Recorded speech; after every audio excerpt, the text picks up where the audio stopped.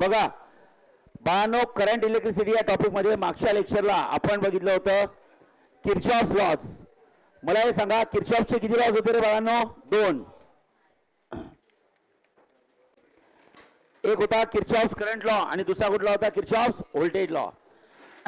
आणि त्यावर बेस आपण एक क्वेश्चन सुद्धा सॉल्व्ह केले होते, बरोबर? यस.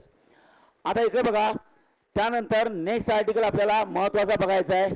लक्ष द्या, नेक्स्ट आर्टिकल बघायचा आहे व्हीटस्टोन्स ब्रिज.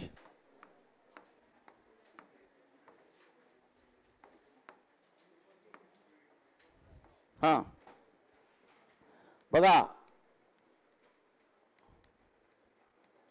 व्हीटस्टोन्स ब्रिज.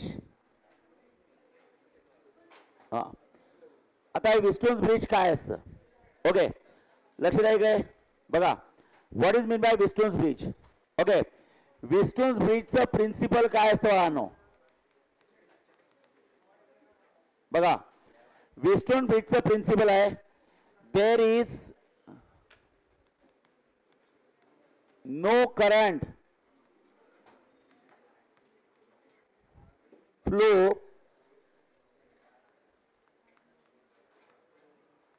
across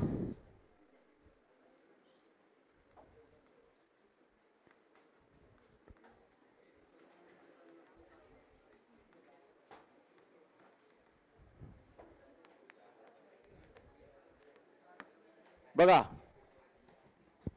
हा there is no current flow across any two equipotential points. समजून घ्या, एक आर्टिकल, मी एकच आर्टिकल घेणार आहे व्हीटस्टोन्स ब्रिज आणि त्याच्यावरचे न्यूमेरिकल्स घेऊ आपण. बघा, सिंपल आर्टिकल आहे, समजून घ्या बाळांनो. There is no current flows, कुठलाही करंट फ्लो होत नाही across any two equipotential points. आता इक्विपोटेन्शियल पॉइंट काय असते इकडे बघा, आपण इथे सांगितलं होतं की जर सपोज हा एक वायर आहे, समजा हा एक वायर आहे.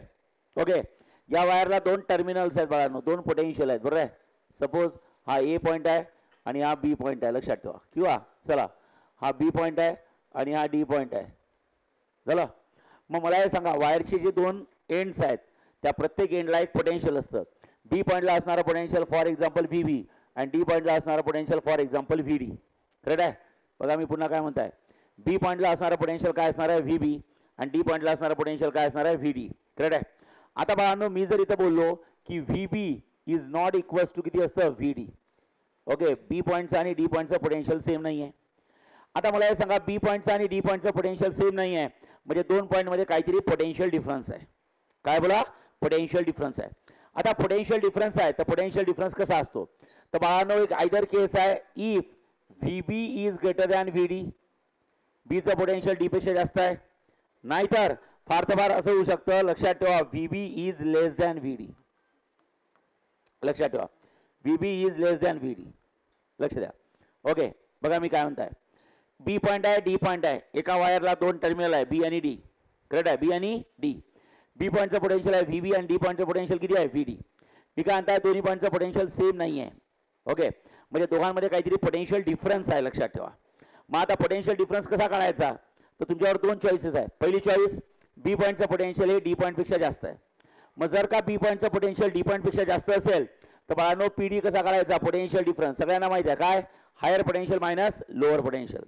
सांगा बरं, बी आणि डी मध्ये कोणाचं पोटेन्शियल हायर घेतलं? बीचं. म्हणजे याचा अर्थ हायर पोटेन्शियल मधनं काय करायचं बाळांनो? लोअर पोटेन्शियल मायनस करायचं.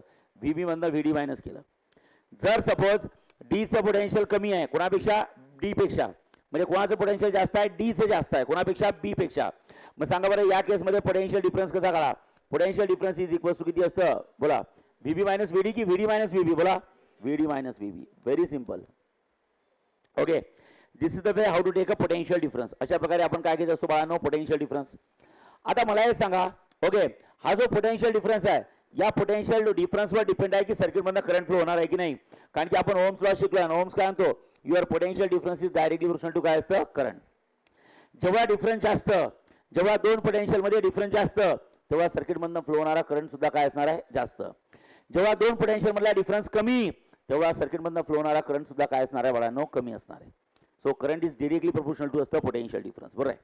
आता फॉर एक्झाम्पल मी असं बोललो बाळांनो की सपोज हा वायर आहे, या वायरचे दोन एंड आहेत, दोन एंडचे दोन टर्मिनल आहेत. बी पॉइंटचं पोटेन्शियल आहे व्ही बी, डी पॉईंटचं पोटेन्शियल आहे व्ही डी, आणि मी असं बोललो की if your V B is equals to किती असतं व्ही डी, म्हणजे बी पॉईंटचं पोटेन्शियल आणि डी पॉईंट या दोन्ही पॉईंटचं पोटेन्शियल काय घेतलं सेम. जर का बाळांनो या दोन्ही पॉईंटचं पोटेन्शियल सेम असेल तर मी तुम्हाला विचारलं what is the potential difference, सांगा पोटेन्शियल डिफरन्स काय असतं. तुम्हाला सगळ्यांना माहिती आहे पोटेन्शियल डिफरन्स काय असतं. Potential difference is the difference between two potential, दोन पोटेन्शियल मधलं डिफरन्स. सांगा कोण दोन पोटेन्शियल मधलं डिफरन्स, व्हीबी मधनं व्हीडी काय करायचा मायनस, आणि व्हीबी मधनं व्हीडी मायनस केला तर आन्सर काय येईल 0 येईल. का बरं 0 येईल, कारण की दोघांची व्हॅल्यू काय सांगा सेम, तर दोघांमधला डिफरन्स किती बाळांनो 0. मग पोटेन्शियल डिफरन्स किती झाला 0. आणि तुम्हाला माहिती आहे potential difference is always directly proportional to काय असतं बाळांनो करंट. आणि बाळांनो मला हे सांगा जर का पोटेन्शियल डिफरन्स 0 झाला तर करंट सुद्धा काय झाला 0. So current flowing to the wire is 0. Current flowing to the wire is always 0. असल्या वायरमधनं करंट जाणार नाही. आता मला हे सांगा या वायरमधनं केव्हा करंट जाणार आणि केव्हा करंट जाणार नाही. या वायरमधनं करंट तेव्हाच जातो त्या वायरच्या दोन एंडचं पोटेन्शियल सेम असेल की डिफरंट असेल, डिफरंट असेल तेव्हाच करंट जातो. म्हणजे काहीतरी पोटेन्शियल डिफरन्स डेव्हलप झाला पाहिजे, करेक्ट आहे. पण जर का सपोज वायरच्या दोन्ही एंड बघा वायरच्या दोन्ही एंडचं टर्मिनल काय, दोन्ही एंडचं पोटेन्शियल काय सेम आहे, दोन्ही एंडचं पोटेन्शियल सेम आहे, त्याला म्हणतात इक्वी पोटेन्शियल पॉइंट्स. कुठले पॉइंट सांगा इक्वी पोटेन्शियल पॉइंट्स. कुठले पॉइंट्स बोला इक्वी पोटेन्शियल पॉइंट्स. बघा व्हीबी इज इक्वल टू व्हीडी नावच आहे इक्वी पोटेन्शियल. इक्वी म्हणजे सेम, म्हणजे दोन्ही पॉईंटचं पोटेन्शियल डिफरंट आहे की सेम आहे, सेम आहे. That's why this points are called as equipotential point. कुठले पॉईंट म्हणतात इक्वी पोटेन्शियल पॉईंट. आणि जर का कुठल्याही वायरचे दोन एंड्स हे इक्वी पोटेन्शियल असतील म्हणजे दोन्ही पॉईंटचं पोटेन्शियल काय असेल सेम असेल तर डोळे झाकून लक्षात ठेवा पोटेन्शियल डिफरन्स 0 येतो. आणि पोटेन्शियल डिफरन्स 0 आला तर सर्किटमधनं फ्लो होणारा करंट काय असतो सांगा 0 असतो. मग एखाद्या वायरमधनं करंट केव्हा फ्लो होत नाही जर त्या वायरचे दोन एंड्स हे काय असतील सांगा पोटेन्शियल डिफरन्स असेल की इक्वी पोटेन्शियल असेल, इक्वी पोटेन्शियल. इक्वी पोटेन्शियल म्हणजे दोघांचं पोटेन्शियल काय असेल सेम असेल. ओके तेच प्रिन्सिपल आहे विस्टोन्स ब्रिजचं. बघा काय प्रिन्सिपल आहे वाचा काय दिलाय. There is no current flow across any two equipotential points. जर का कुठल्याही वायरचे दोन पॉइंट्स ओके हे इक्वी पोटेन्शियल असेल म्हणजे दोन एंडचं पोटेन्शियल सेम असेल तर असल्या वायरमधनं कधीही करंट फ्लो होणार नाही. त्याचं रिझन समजलं आहे. जर का दोन पॉईंटचं पोटेन्शियल सेम असेल तर पोटेन्शियल डिफरन्स किती निघतो सांगा 0. आणि पोटेन्शियल डिफरन्स 0 निघाला तर आपण शिकलोय your potential difference is always directly proportional to काय असतं करंट. ओके मग पोटेन्शियल डिफरन्स 0 झाला तर करंट सुद्धा किती होईल सांगा 0 होईल. मग एखाद्या वायरमधनं जाणारा करंट 0 केव्हा असतो किंवा एखाद्या वायरमधनं केव्हा करंट फ्लो होत नाही जेव्हा त्या वायरच्या दोन्ही एंडचं पोटेन्शियल काय असतं सेम असतं. काय असतं बोला सेम असतं. वाचा ओके वाचा काय दिलाय प्रिन्सिपल सगळ्यांनी वाचा प्रिन्सिपल काय कमान हा.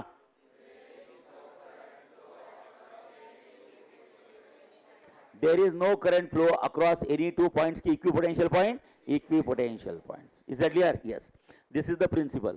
हे झालं बाळांनो पोटेन्शियोमीटरचं प्रिन्सिपल. आता हे पोटेन्शियोमीटरच्या प्रिन्सिपल मध्ये लक्ष द्या.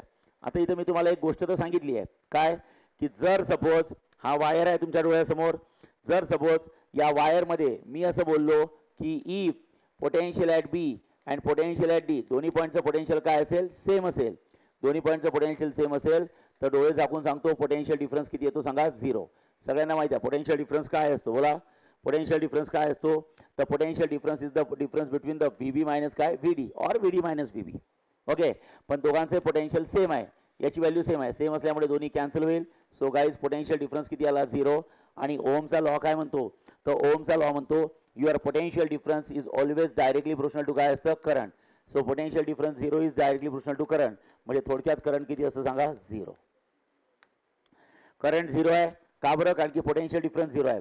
आणि पोटेन्शियल डिफरन्स 0 का बरं आहे कारण की दोन्ही पॉईंट्स कसे आहे नॉर्मल पॉईंट आहे की इक्वी पोटेन्शियल, इक्वी पोटेन्शियल नावात सगळ्या गोष्टी. इक्वी म्हणजे सेम, इक्वी म्हणजे काय सेम, इक्वी पोटेन्शियल म्हणजे सेम पोटेन्शियल, दोन्ही पॉईंटचं पोटेन्शियल काय बाळांनो सेम आहे लक्षात ठेवा. चालेल okay this is the principle समजून घ्या.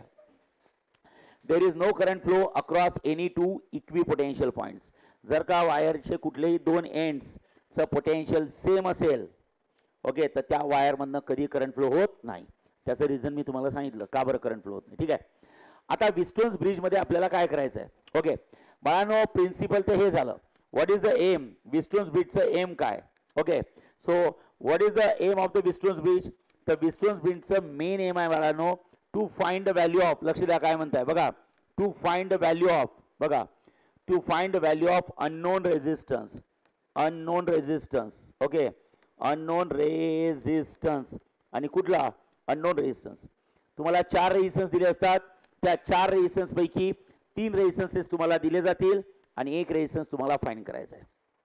ओके, तर विस्टोन्स ब्रिज मध्ये किती रेझिस्टन्स असतात बाळांनो? 4. 4 पैकी कुठले 3 दिले जातील आणि 1 रेझिस्टन्स तुम्हाला फाइंड करायचा आहे. जो फाइंड करायचा आहे त्याला आपण नोन रेझिस्टन्स म्हणतो की अननोन म्हणतो? Unknown resistance. ठीक आहे. आता बघा, विस्टोन्स ब्रिजचं डायग्राम काय असतं लक्षात ठेवा. तुम्ही जर का डायग्राम मध्ये गेले तर डायग्राम काय असतं, आता तुमचे कॉलेजेस सुरू व्हायचे आहेत, नाही तर तुमचा एक्सपिरियन्स झाला असता हा. ओके, पण कॉलेजमध्ये तुमचे एक्सपिरियन्स होतीलच आता. आता डायग्राम मध्ये जर का बघितलं तर बाळांनो एक कटी पतंग असते. Yes, okay. आता या पतंग मध्ये 4 रेझिस्टन्सेस लावतात. कसे लावतात तर लक्ष द्या. असे 4 रेझिस्टन्सेस लावतात. सो या गॅप मध्ये first R1, let's say first resistance आपण लावला बाळांनो R1. येस, या गॅप मध्ये एक रेझिस्टन्स लावतात, लेट्स से R2. करेक्ट आहे.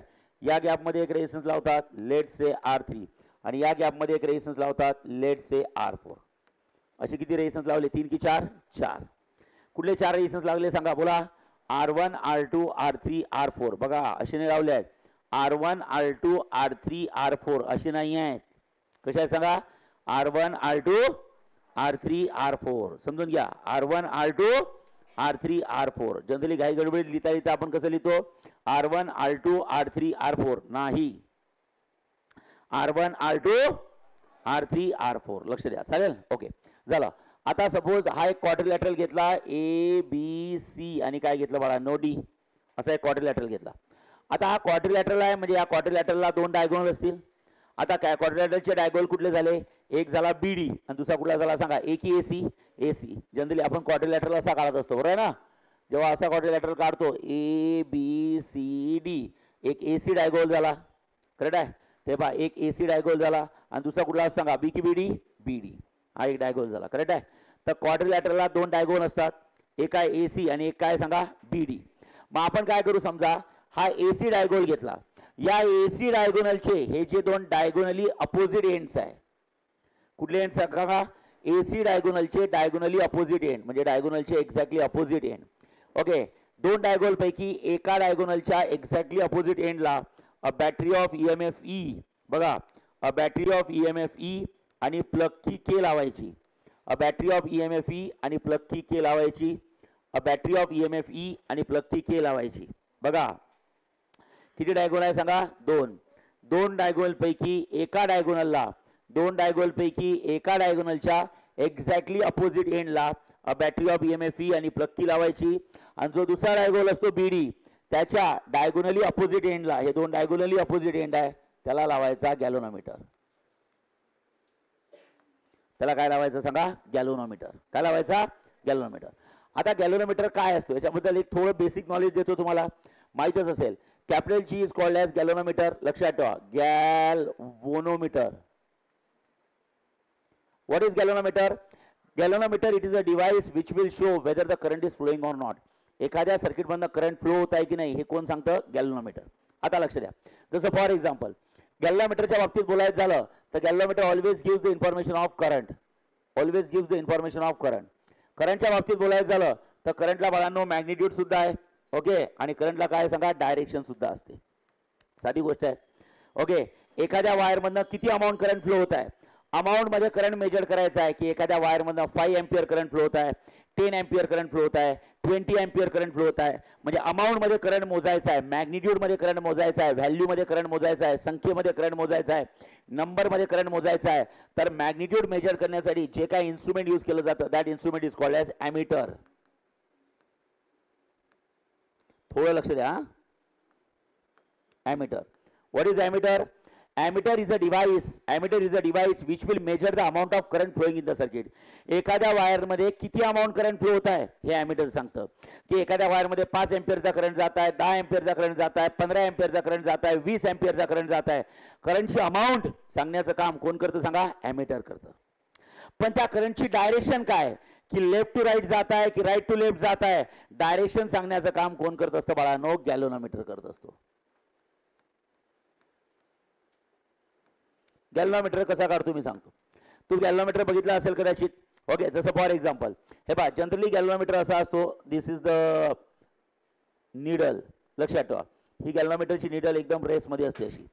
जेव्हा गॅल्व्हनोमीटरची निडल रेसमध्ये असते तेव्हा ती कम्प्लिटली व्हर्टिकल असते बाळांनो. जेव्हा सर्किटमधनं कुठल्याही प्रकारचा करंट फ्लो होत नाही, जसं फॉर एक्झाम्पल बाळांनो हा वायर आहे, येस. बाळांनो हा वायर आहे, येस. ओके, या वायरला तुम्ही एक गॅल्व्हनोमीटर जोडला. समजा या वायरमधनं कुठल्याही अमाऊंट ऑफ करंट फ्लो होत नाहीये. जर का वायरमधनं कुठलाही करंट फ्लो होत नसेल तर गॅल्व्हनोमीटरची निडल अशी राहील व्हर्टिकल. कुठलाही करंट फ्लो होत नसेल तर गॅल्व्हनोमीटरची निडल कशी राहील, अशी व्हर्टिकल राहील बाळांनो. This is the position of needle. कुणाची पोझिशन आहे सांगा, निडलची. निडल अशी रेसमध्ये आहे म्हणजे समजून घ्यायचं गॅल्व्हनोमीटरमधनं कुठलाही करंट जात नाहीये. चला, पण जर सपोज गॅल्व्हनोमीटरमधनं इथनं करंट गेला I एम्पियर. ओके, म्हणजे या डायरेक्शनने करंट गेला, तिकडे करंट जात असेल, तिकडे करंट जात असेल तर बाळांनो त्याची निडल काय होईल, डिफ्लेक्ट होईल. काय होईल सांगा, डिफ्लेक्ट. त्या गॅल्व्हनोमीटरची निडल या डायरेक्शनला डिफ्लेक्ट होते. समजून घ्यायचं गॅल्व्हनोमीटरची निडल अशी आहे म्हणजे गॅल्व्हनोमीटरमधनं कुठल्याही प्रकारचा करंट फ्लो होत नाही. पण तुमच्या गॅल्व्हनोमीटरची निडल अशा डायरेक्शनला डिफ्लेक्ट झाली म्हणजे समजून घ्यायचं की गॅल्व्हनोमीटरमधनं डिफ्लेक्ट झाली म्हणजे करंट फ्लो होत आहे. डिफ्लेक्ट झाली म्हणजे करंट फ्लो होत आहे आणि या डायरेक्शनला डिफ्लेक्ट झाली म्हणजे समजून घ्यायचं करंट असा जात आहे. जर का गॅल्व्हनोमीटरची निडल या डायरेक्शनला डिफ्लेक्ट झाली असेल तर करंट या डायरेक्शनने जात आहे. जसं फॉर एक्झाम्पल बघा, सपोज हा एक गॅल्व्हनोमीटर आहे, गॅल्व्हनोमीटरची निडल इथे आहे. लक्षात ठेवा, हा वायर आहे, येस. आणि जर सपोज गॅल्व्हनोमीटरमधनं करंट या डायरेक्शनने जात असेल, जर का गॅल्व्हनोमीटरमधनं करंट या डायरेक्शनने जात असेल तर गॅल्व्हनोमीटरची निडल इकडे डिफ्लेक्ट होईल. लक्षात ठेवा. So needle will deflect in this side. लक्षात ठेवा. ओके, सो गॅल्व्हनोमीटरचं काम काय, what is the purpose of galvanometer. गॅल्व्हनोमीटरचे दोन काम आहे. गॅल्व्हनोमीटर पहिले एक तर सांगतो की सर्किटमधनं करंट फ्लो होत आहे की नाही. गॅल्व्हनोमीटर पहिले एकदा सांगतो की सर्किटमधनं करंट फ्लो होत आहे की नाही. ते कशावर बेस्ड असतं, डिफ्लेक्शन ऑफ निडल. जर का गॅल्व्हनोमीटरची निडल डिफ्लेक्ट व्हायला लागली, लक्ष द्या मी काय म्हणताय, जर का गॅल्व्हनोमीटरची निडल डिफ्लेक्ट व्हायला लागली तर डोळे झाकून सांगायचं की गॅल्व्हनोमीटरमधनं काय फ्लो होत आहे, करंट. आणि दुसरं सांगतो की करंट फ्लो होत आहे तर मग कुठल्या डायरेक्शनने करंट फ्लो होत आहे, left to right current flow होत आहे की right to left current flow होत आहे. मला हे सांगा, जर का गॅल्व्हनोमीटरची निडल तिकडे डिफ्लेक्ट झाली म्हणजे करंट असा जात आहे. जर का गॅल्व्हनोमीटरची निडल इकडे डिफ्लेक्ट झाली म्हणजे करंट असा जात आहे. लक्षात ठेवा. पुन्हा एकदा सांगताय मी, लक्षात ठेवा. तुम्ही जेव्हा करंट बद्दल बोलता, करंट ही एक अशी physical quantity which have a magnitude as well as direction. Current ही एक अशी फिजिकल क्वांटिटी आहे की जिला मॅग्निट्यूड आणि काय सांगा, डायरेक्शन. करंटची मॅग्निट्यूड मेजर करायची असेल तर वी यूज द डिव्हाइस.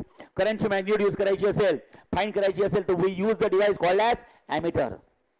कुठलं डिव्हाइस यूज करतो, ammeter. Ammeter never shows the direction of current. Ammeter कधीच करंटची डायरेक्शन सांगत नाही.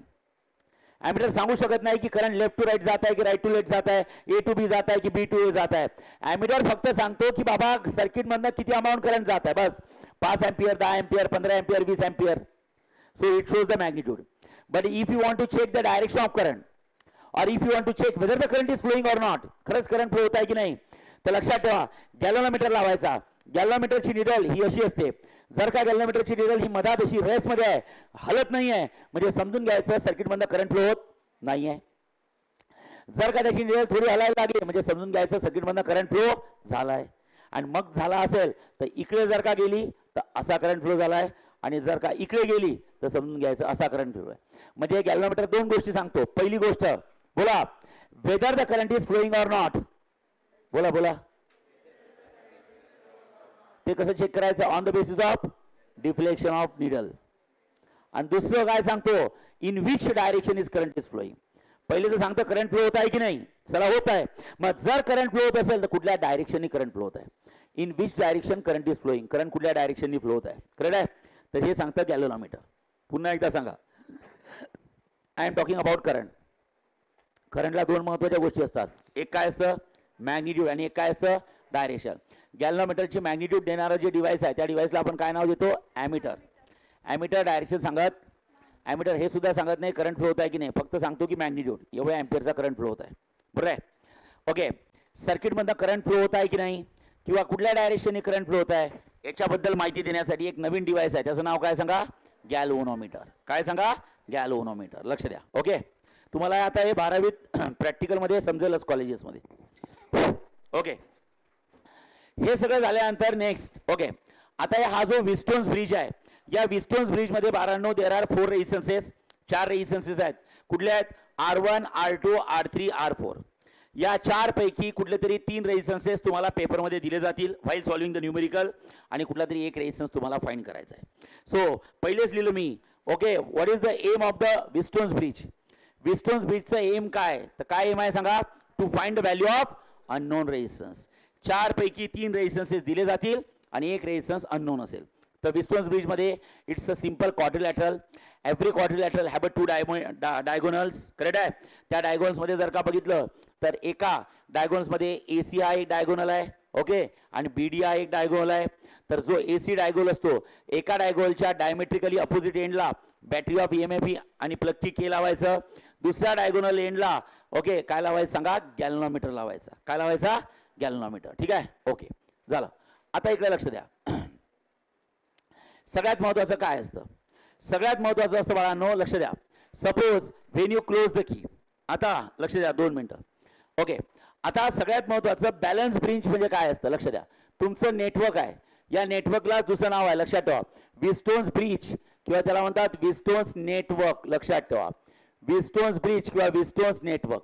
What is mean by Wheatstone's bridge, what is mean by Wheatstone's network. Okay, हे तर आपण सांगितलं की ज्या 4 रेजिस्टन्स आहे, ऋषिकेश काय ऋषिक कर्णिक, लक्ष दे बाळा. ठीक आहे.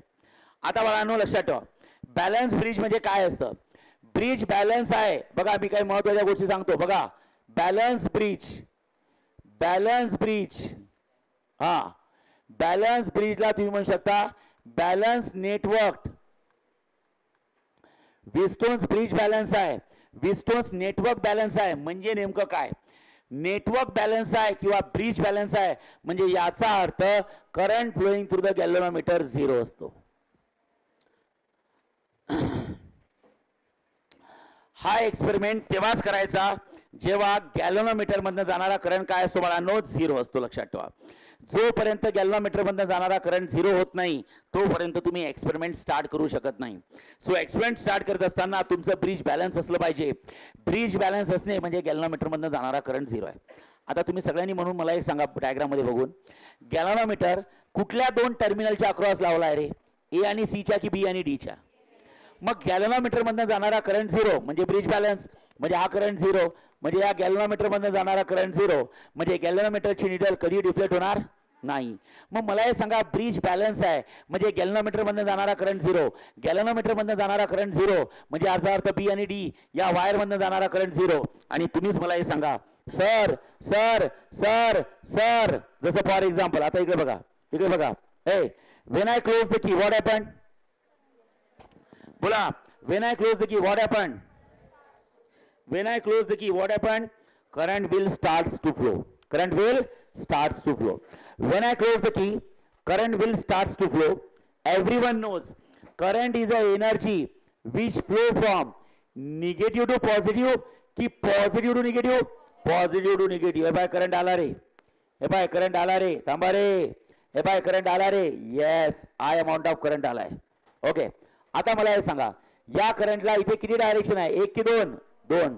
त्यातला I1 अमाउंट ऑफ करंट वर जाईल आणि I2 अमाउंट ऑफ करंट खाली जाईल. से यस, यस, से यस, यस. ओके, आता मला हे सांगा, I1 अमाउंट ऑफ करंट आला रे, हे पहा I1 करंट आला, यस, आणि इथं I2 अमाउंट ऑफ करंट आला रे, यस. ओके, आता थोडी बुद्धी लावा. इकडनं करंट किती आला होता, I चे किती तुकडे पडले, 2, I1 आणि I2. आता इकडनं करंट कुठला आला, I1, इकडनं करंट कुठला आला, I2. आता मला हे सांगा, I1 करंट इथे येऊन भेटला, हे पहा I1 करंट इथे येऊन भेटला, सांगा त्याचे किती तुकडे पडतील, 2. इज दॅट क्लिअर, म्हणजे तो 2 पार्ट मध्ये डिवाइड होईल. पण मी काय बोलताय, आपलं ब्रिज काय, बॅलन्स. ब्रिज बॅलन्स आहे म्हणजे गॅल्व्हनोमीटर मधनं करंट गेला पाहिजे नाही, गॅल्व्हनोमीटर मधनं करंट गेला पाहिजे नाही म्हणजे याचा अर्थ या बीडी वायर मधनं करंट जायला हवा की नको, नको. करेक्ट आहे. मग का हो सर, त्या वायर मधनं असं कसं काय सर, जर सर्किट मध्ये वायर लावला आहे तर वायर मधनं करंट जाणार म्हणजे जाणारच. मग एक काम करा ना सर, तुम्हाला करंटच नाही पाहिजे तर वायर लावलाच कशाला शहाणपणा करायला, काढून टाका इथून वायर, म्हणजे हा करंट I1 सरळ इकडून निघून जाईल. करेक्ट आहे की नाही, हा I1 करंट सरळ इथून, I1 करंट सरळ इथून निघून जाईल आणि I2 करंट सरळ इथून निघून जाईल. करेक्ट आहे, येस. हे पहा I2 करंट सरळ निघून गेला आणि I1 करंट सरळ निघून गेला. करेक्ट आहे, झालं. मग मला एक सांगा, ओके बाळांनो, तुम्ही वायरच नाही घेतला असं तर जमणार नाही आहे. तुम्हाला वायरही घ्यायचा आहे. एक दुसरं ऑप्शन आहे, शॉर्टकट मारू शकता. तुम्हाला माहिती आहे सर इथून करंट नाही पाहिजे तर वायर काढून टाका ना सर्किटमधनं. सरळ करंट इकडून इकडे जाईल, इकडून इकडे जाईल, बस. म्हणजे बीडी मधनं वायर जाणारच नाही. पण नाही, मी तसं नाही म्हणत आहे. मला काय करायचं आहे, वायर सुद्धा हवा आहे, अटॅच करून वायर हवा आहे, आणि त्या वायरमधनं करंटही नाही गेला पाहिजे. समजलंय?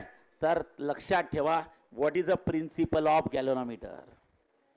सांगा काय प्रिन्सिपल. मी पहिले आल्यावर 10 मिनिटं याच्यातच घालवले. सांगा काय, बोला. There is no current flow across any two equipotential point. जर का एखादा वायर आहे आणि वायरला दोन एंड आहे, कुठले, बी आणि डी. आता समजलं बी आणि डी मी का बरं घेतलं होतं, हे पहा बी आणि डी. समजलाय का? वायरला सपोज दोन एंड आहे, मला त्या वायर मध्ये करंट नको आहे. Wire is a part of circuit, wire is a part of, but still त्या वायर मध्ये करंट नाही गेला पाहिजे. एक तर दुसरा ऑप्शन आहे, सर्किट मधून वायर काढून घ्या. नाही, मला वायर सर्किट मध्ये पाहिजे.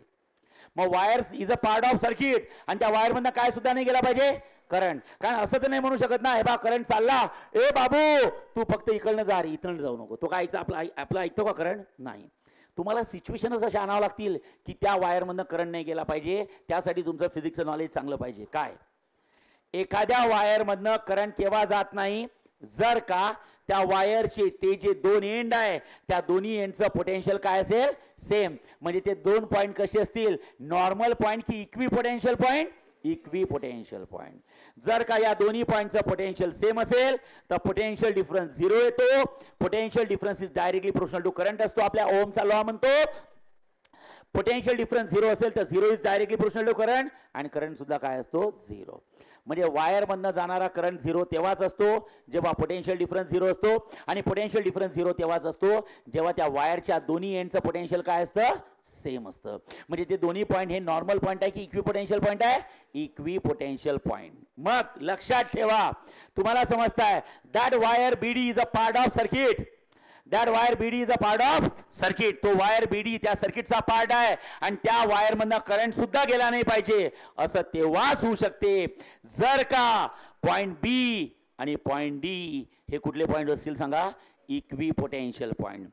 जर का पॉइंट बी आणि पॉइंट डी हे इक्विपोटेन्शियल पॉइंट झाले, लक्षात ठेवा, okay, if potential at point B is equals to potential at point D. Potential at point B, potential at point D, दोन्ही पॉइंटचं पोटेन्शियल काय झालं, सेम. तर what is the potential difference, okay, लक्षात ठेवा. Potential डिफरन्सला आपण म्हणतो VBD. Potential difference across B2D. Potential difference across B2D काय होणार सांगा, पोटेन्शियल डिफरन्स अक्रॉस B2D काय होणार सांगा, VB मायनस VD. आणि बीचं आणि डीचं पोटेन्शियल काय झालं, 0. सो पोटेन्शियल डिफरन्स काय झाला, 0. आपण ओमचा लॉ काय शिकलो सांगा, potential difference is always directly proportional to current. Potential difference काय झालाय, 0. So 0 is directly proportional to किती असतं, करंट. म्हणजे करंट सुद्धा काय झाला सांगा, 0. करेक्ट आहे. कुठल्या वायरमधून जाणारा करंट, साधी गोष्ट आहे, ज्याचं पोटेन्शियल डिफरन्स घेतलं. पोटेन्शियल डिफरन्स कोणाचं घेतलं, बीडीचं. सो बीडी मधून जाणारा करंट काय असणार आहे, 0. बीडी म्हणजे कोण, गॅल्व्हनोमीटर. करेक्ट आहे. आणि जर का तुम्ही हे उभे केलं, याचा अर्थ तुमचं सर्किट काय झालं सांगा, बॅलन्स्ड. तुमचं नेटवर्क काय झालं सांगा, बॅलन्स. समजलंय? बॅलन्स म्हणजे समजलंय का, वायर बीडी मधनं करंट जायला हवा की नको, नको. वायर बीडी म्हणजे कोण, गॅल्व्हनोमीटर. बघा डायग्राम मध्ये आहे ना, गॅल्व्हनोमीटर मधनं करंट नको गेला पाहिजे. आता तुम्ही मला हे सांगा, गॅल्व्हनोमीटर मधनं करंट न जाण्याचे दोन चान्सेस. एक तर तो वायर बीडी सर्किट मधनं काढा, पण तसं नसतं. मला तो सर्किट मध्ये पाहिजे आणि त्यातनं करंटही नाही गेला पाहिजे. तर त्याच्यावर माझ्यावर एक शेवटचा ऑप्शन आहे, काय, तर त्याचे जे दोन टर्मिनल्स आहे, कुठले, बी आणि डी, दोघांचं पोटेन्शियल काय करायचं, सेम. जर का दोघांचं पोटेन्शियल सेम झालं तर दोन्ही पॉईंट कुठले झाले, इक्वी पोटेन्शियल. नाव समजते, इक्वी म्हणजे सेम, म्हणजे दोन्ही पॉईंटचं पोटेन्शियल सेम. आणि जर का दोन पॉईंटचं पोटेन्शियल सेम झालं तर पोटेन्शियल डिफरन्स किती येतो बोला, 0. आणि जर का पोटेन्शियल डिफरन्स 0 झाला तर बाळांनो करंट फ्लो होणार नाही. म्हणजे गॅल्व्हनोमीटरमधनं करंट फ्लो होणार नाही. आणि जर का गॅल्व्हनोमीटरमधनं करंट फ्लो झाला नाही, याचा अर्थ तुमचं सर्किट काय झालं सांगा, बॅलन्स. तुमचं ब्रिज काय झालं सांगा, बॅलन्स. तुमचं सर्किट काय झालं, बॅलन्स. तुमचं ब्रिज काय झालं सांगा, बॅलन्स. वैष्णवी शिंदे मस्ती चढली का अंगात, ए बैताड, खोपड्यात जात नाही आधीच, लक्ष दे ना इकडे. पाहिजे तर आपलं तशी अक्कल चालत नाही, बरोबर ना, त्यामुळे इकडे लक्ष द्यायचं. मराठीत बोलताय, समजताय का? हां, are you getting? Are you getting? तर सगळ्यात पहिले ब्रिज बॅलन्स, जोपर्यंत ब्रिज बॅलन्स होत नाही तोपर्यंत एक्सपेरिमेंट सुरू करू शकत नाही. मला सगळ्यात जास्त टाईम इथंच गेला, बाकी आता पुढे फालतूपणा आहे सगळं. समजलाय सगळ्यांना? सार्थक समजलाय? ब्रिज बॅलन्स असणे म्हणजे काय? गॅल्व्हॅनोमीटरमधून जाणारा करंट 0. गॅल्व्हॅनोमीटर कोणाच्या अक्रॉस लावलाय सांगा? एसीच्या की बीडीच्या? बीडीच्या, म्हणजे बीडीमधून जाणारा करंट 0. आणि ते तेव्हा शक्य आहे जेव्हा बी आणि डी या दोन्ही पॉईंटचं पोटेन्शियल काय असेल? सेम असेल. लक्षात ठेवा. चालेल? ओके. आता इकडे लक्ष द्या. बस. हां, आवाज नको आहे. हां, तुमचं ब्रिज बॅलन्स आहे. आता काय करायचं? इकडे बघा. हां, इकडे बघा. नेक्स्ट बाळांनो, आता लक्ष द्या. हां, आता मला हे सांगा, सपोज आय करंट आला. व्हेन यू क्लोज द की current I will be flow. I current आला. आय करंट दोन पार्टमध्ये डिवाइड झाला, वरचा I1 आणि खालचा I2. मग मला हे सांगा, हा I1 आला. आता हा वायर आहे, हा I2 आला. हा वायर आहे, नो डाऊट वायर आहे, पण त्या वायरमधनं करंटच जात नाही, कारण की मी बोललो आहे ब्रिज काय? बॅलन्स आहे. म्हणजे याचा अर्थ बी आणि डी या दोन पॉईंटचं पोटेन्शियल काय झालं सांगा? सेम. म्हणजे यातनं करंट जाणार नाही. मग वरून आलेला I1 हा डिवाइड होईल की सरळ निघून जाईल? सरळ निघून जाईल. म्हणजे वायर असून सुद्धा त्यातनं जाणार नाही, करंट जाणार नाही. हा I1 आणि खालून जो I2 येतो, हा I2 सुद्धा सरळ निघून जाईल. हे पा बाळांनो, हा I1 आला. हे पा बाळांनो, हा कोणाला सांगा? I2 आला. हे पा इथं सी पॉईंटला भेटले दोन्ही, बरोबर आहे? I1 भेटला, I2 भेटला, दोघांचा किर्चॉफ्स करंट लॉ अप्लाय झाला. You know current law? Incoming current is equals to outgoing. Sum of incoming is equals to outgoing. लक्षात ठेवा. चालेल? हे पा इथं I करंट भेटला. Okay, I is a addition of I1 आणि I2 ची ॲडिशन I, आणि हे पा पुन्हा करंट आहे. मी करंट ही एक एनर्जी आहे. घरातनं जेवढा करंट बाहेर निघाला, गावभर जरी फिरला तरी वापस आपल्या घरी तेवढाच करंट येतो. करेक्ट आहे? आय करंट घरातनं निघाला, I1 I2 दोन तुकडे झाले, पुन्हा भेटले, आणि पुन्हा आय अमाऊंट ऑफ करंट सर्किटमध्ये वापस आला. सर्किट समजलं आहे सगळ्यांना? यस. ओके, वेदांत लक्ष दे बाळा. ओके, आता आपल्याला काय करायचं आहे? सगळ्यांना माहिती आहे ब्रिज बॅलन्स आहे. ओके, आता एकदम सिंपल बाळांनो, मी तर करतो, लक्ष द्या. By using KVL. KVL म्हणजे काय असतं रे? Kirchhoff's voltage law. आवाज नको आहे. बाय युझिंग KVL म्हणजे किर्चॉफ्स व्होल्टेज लॉ. आता तुम्हाला माहित आहे, व्होल्टेज लॉ जेव्हा अप्लाय करतो तेव्हा त्याला mesh law, network law, loop theorem हे ओपन सर्किटसाठी अप्लाय केलं जाते की क्लोज सर्किट? Close circuit. मग कुठला तरी लूप कन्सिडर करावा लागणार आहे तुम्हाला, बरोबर आहे? ओके, तर बाळांनो, सगळ्यात पहिले काय करतो लक्षात ठेवा. कन्सिडर, लक्ष द्या, कन्सिडर अ लूप. हां, कुठलं लूप कन्सिडर करायचं? Just ABCDA. कुठलं लूप घेतलं बघा? लूप म्हणजे समजतं का? ज्याची सुरुवात आणि ज्याचा एंड एकाच ठिकाणी असला पाहिजे. Suppose I have started my journey from A to B, B to D and D to A. A to B, B to D, D to A. Consider loop. कुठलं लूप आहे सांगा? A to B, B to D and D to A. बघा, loop घेतलं. A to B, B to D, D to A. आता आपल्याला KVL apply करायचं. सगळ्यांना माहिती आहे, समेशन ऑफ IR प्लस किती असतं? Summation of EMF is equal to किती असतं? 0. आवाज नको आहे रे. Summation of IR plus summation of EMF is equal to किती असतं बाळांनो? 0. आता समेशन ऑफ IR काय असतं? IR म्हणजे काय असतं? It is the product of current and resistance. चला लागा, कालही आपण शिकलो होतो का रे? IR चा प्रोडक्ट घेत असताना साइन कन्व्हेन्शन द्यायची असतात. काय साइन कन्व्हेन्शन असते? एकदा मी सांगतो बघा. करंटची डायरेक्शन आणि पाथची डायरेक्शन सेम असेल तर IR प्रोडक्ट काय असतो? निगेटिव्ह. करंटची डायरेक्शन आणि पाथची डायरेक्शन अपोजिट असेल तर IR प्रोडक्ट काय असतो? पॉझिटिव्ह. शिकलो आपण, करेक्ट आहे? EMFच्या केसमध्ये सांगा, जर तुमचा EMF हा पॉझिटिव्ह टू निगेटिव्ह असेल तर EMF काय असतो? निगेटिव्ह. आणि जर निगेटिव्ह टू पॉझिटिव्ह असेल तर पॉझिटिव्ह. झालं, सिंपल आहे. मग चला घ्या. बाळांनो, A टू B मध्ये IR प्रोडक्ट सांगा काय? बोला, A टू B मध्ये IR प्रोडक्ट काय सांगा? करंट कोण आहे? I1. रेझिस्टन्स कोण आहे? R1. सो IR प्रोडक्ट कोण आहे सांगा? I1 R1. हा झाला IR प्रोडक्ट. थांबा, सांगा करंट. आता उलट झालं. करंट म्हणजे व्हाईट कलरचा एरो आहे आणि पाथ म्हणजे कुठला आहे सांगा? Yellow colour. सांगा करंटची डायरेक्शन आणि पाथची डायरेक्शन डिफरंट आहे की सेम आहे? सेम. तर IR प्रोडक्ट काय असणार आहे? मायनस. समेशन म्हणजे ॲडिशन. चला, आता B टू D आहे. सांगा करंट किती आहे? 0. मी पहिला दोघांपैकी एक जरी 0 झाला, दोघांपैकी एक जरी 0 झाला तर ते आन्सर येत नाही. हे काय? इथं करंटच 0 आहे, म्हणजे इथं मला IR प्रोडक्ट भेटणार नाही. झालं, करंट 0 आहे. चला, B टू D झालं. आता D टू A सांगा. D टू A मध्ये करंट कोण आहे? I2. आणि रेझिस्टन्स कोण आहे? R3. म्हणजे IR प्रोडक्ट सांगा काय असतं? बोला, IR प्रोडक्ट काय सांगा? I2 आणि किती आहे सांगा? R3. करेक्ट आहे? सांगा करंटची डायरेक्शन आणि पाथची डायरेक्शन सेम आहे की अपोजिट आहे? अपोजिट. बघा, करंट म्हणजे व्हाईट कलर खाली चालला, आणि पाथ म्हणजे येलो कलर वर चालला. सांगा डायरेक्शन सेम आहे की अपोजिट? अपोजिट असेल तर आयर प्रोडक्ट काय असतं बाळांनो? पॉझिटिव्ह. मला असं वाटते हे आय झाले या पाथमधले. 2 आय झाले, त्यांची समेशन विथ साइन कन्व्हेन्शन झाले. झालं. नंतर कुठली साइन असतं बोला? प्लस. सांगा ईएमएफ आहे की समेशन ऑफ ईएमएफ आहे? Summation of EMF. सांगा त्या पाथमध्ये ईएमएफ कोण आहे? सगळ्यांनी लक्ष द्या. बोला ए टू बी मध्ये ईएमएफ आहे का? नाही. ईएमएफ तिकडे आहे. ईएमएफ म्हणजे ई ना, ईएमएफ इकडे. मला जो पाथ आहे त्या पाथमध्येच अप्लाय करायचा आहे, लक्षात ठेवा. हां सांगा ए टू बी मध्ये ईएमएफ आहे का? नाही.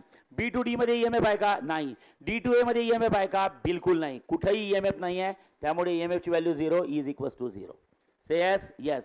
आता इथं जर का बघितलं तर मायनस I1 इथे किती असतं? R1 प्लस इथे किती असतं? I2 इंटू किती असतं? R3 is equals to 0. Say yes? Yes. Correct आहे. आता इकडे लक्ष द्या. हा प्लस ची टर्म त्या साईडला गेल्यावर काय होईल सांगा? मायनस. सांगा बरं काय होईल? Minus I1 R1 is equals to minus इथं असतं I2 R3. बघा मायनस I1 इंटू R1. बघा मायनस I1 इंटू R1 आणि प्लसची टर्म तिकडे गेली तर मायनस I2 इंटू किती असतं? R3. Guys minus minus cancel. सांगा काय इक्वेशन तयार झालं? I1 R1 is equal. दांगड साहेब बघा ना थोडे गला हात ठेवून काय बसले. हां बोला मायनस मायनस कॅन्सल. सांगा काय असतं? बोला I1 R1 is equals to I2 R3. लक्षात ठेवा काय असतं इक्वेशन तयार. काय तयार झालं? I1 R1 is equals to I2 R3. मी पहिलेच बोललो. आता फालतूपणा आहे सगळा. ओके सगळ्यात महत्त्वाचे कॉन्सेप्ट असतात, लक्षात ठेवा. चालेल.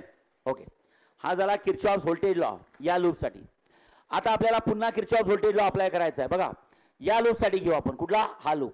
ओके चला कुठला लूप घेतला? समजा फॉर एक्झाम्पल लूप घेतला. हे बा ABDA झाला. आता इकडला ट्रायंगल घेऊ. बोला कुठला घ्याल? हां BCD आणि DB असा असा असा आहे ना. BCDB bye using Kirchhoff's voltage law. बघा रे सगळ्यांनी लक्ष द्या बाळांनो, अतिशय महत्वाचं आहे. ओके इतर काय लिहितो बघा? Bye using Kirchhoff's voltage law आणि ते लिहितो कन्सिडर अ लूप. ओय कन्सिडर अ लूप. कुठलं लूप कन्सिडर केलं? बोला BCDB. कुठलं लूप कन्सिडर केलं सांगा? बोला कुठलं लूप कन्सिडर केलंय?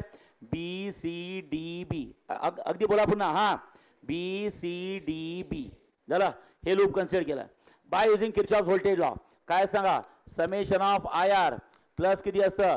Summation of EMF is equals to किती असतं? 0.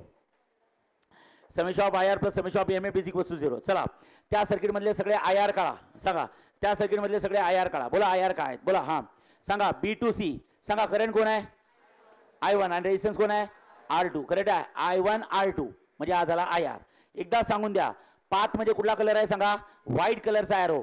नाही पाथ म्हणजे ब्लू आहे आणि करंट म्हणजे व्हाईट कलर. सांगा ओके करंट आणि पाथ या दोघांची डायरेक्शन काय? सेम.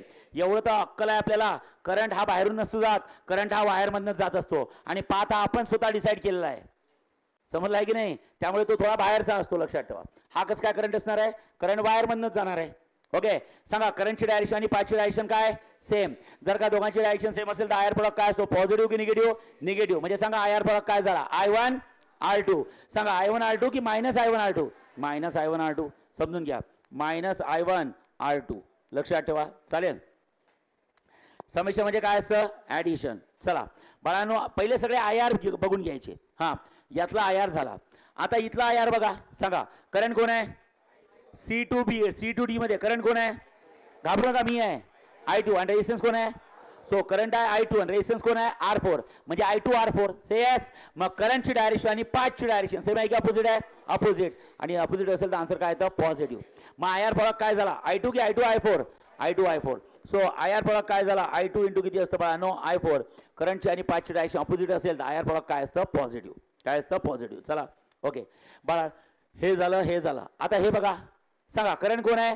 IG. IG ची व्हॅल्यू किती आहे? 0. कारण की आपण कुठलं सर्किट सॉल्व्ह करता? अनबॅलन्स की बॅलन्स? बॅलन्स सर्किट म्हणजे करंट फ्लो इनटू गॅल्व्हनोमीटर किती असतो? 0. Say yes? येस. मग आता मला हे सांगा मी कालच सांगितलं मला दोघंही पाहिजे. IR प्रोडक्ट तयार करण्यासाठी दोघंही पाहिजे. दोघांपैकी एक जरी नसेल तर IR प्रोडक्ट तयार होणार. कारण की 0 इंटू एनिथिंग 0च असतं. त्यामुळे इथं IR प्रोडक्ट तयार होणार नाही. म्हणजे सगळे IR संपले. सगळे IR संपले. तर बाळांनो लक्षात ठेवा. ओके झालं. सगळे IR संपले आणि त्या IR ची समेशन सुद्धा संपली. त्यानंतर आहे प्लस साईन. आता ईएमएफ आहे की समेशन ऑफ ईएमएफ आहे? समेशन ऑफ ईएमएफ सांगा. Okay, B to C EMF आहे का? नाही. सी टू डी ईएमएफ आहे का? नाही. डी टू बी ईएमएफ आहे का? नाही आहे. कुठं आता ईएमएफ खाली आहे ना, मला त्या पाथमध्ये बघायचा कुठंच ईएमएफ नाही आहे. ईएमएफ म्हणजे समजते नाही पाहिजे खालचा ईएमएफ असतो हे पाहिजे प्लस मायनस वाला. ओके, सो ईएमएफ नाही आहे. मग ईएमएफ नाही आहे तर आन्सर किती येईल? 0 इज इक्वल टू किती होईल? 0. So guys you can say बोला I1 R2 प्लस इथे किती असतं? I2 R4 is equal to 0. So minus I1 R2 प्लसची टर्म तिकडे गेली तर मायनस किती असतं? I2 R4. लक्षात ठेवा I2 R4 झालं. So guys minus minus cancel. सांगा मायनस मायनस कॅन्सल झाला. तिथे किती असतं सांगा? I1 R2 is equal to किती असतं बोला? I2 R4. I2 R4. Let's consider equation number 2. Okay, I1 R2 is equal to I2 R4. Correct आहे? हे झालं इक्वेशन नंबर 2 खतम. आणि यानंतर सगळ्यात शेवटी तुम्ही लिहू शकता guys equation number 1 divided by equation number किती असतं? 2. सांगा equation number 1 divide by equation number 2. सांगा इक्वेशन नंबर 1 ची LHS किती आहे? I1 R1. इक्वेशन नंबर 2 ची LHS किती आहे? I1 R2. सांगा 1 डिवाइड बाय 2. 1 डिवाइड बाय 2 म्हणजे LHS अपॉन LHS. सांगा इक्वेशन 1 ची LHS किती आहे? I1 R1 divide by equation 2 ची LHS किती आहे? I1 R2. LHS upon LHS आणि तिकडे काय करायचं? RHS upon RHS. सांगा RHS किती आहे बोला? I2 R3 डिवायडेड बाय इथे किती असतं? I2 R4. खतम. So guys I1 cancel. Guys I2 cancel. आणि सांगा आन्सर काय राहतं बोला? R1 अपॉन किती असतं? R2 इज इक्वल टू किती असतं? R3 अपॉन किती असतं? R4. Yes, this is the formula of Wheatstone's network. R1 upon R2 is equal to R3 upon काय? R4. This is the formula of Wheatstone's network. कोणाचा formula आहे सांगा? विस्टोन्स network. आता formula म्हणजे समजला आहे का? मी सांगितलं होतं विस्टोन्स नेटवर्कमध्ये किती रेजिस्टन्सेस असतात? 4. 4 पैकी किती दिले जातील? 3. आणि किती काढायचं आहे? 1. झालं. त्या फॉर्म्युल्यात व्हॅल्यू टाका. Do cross multiplication.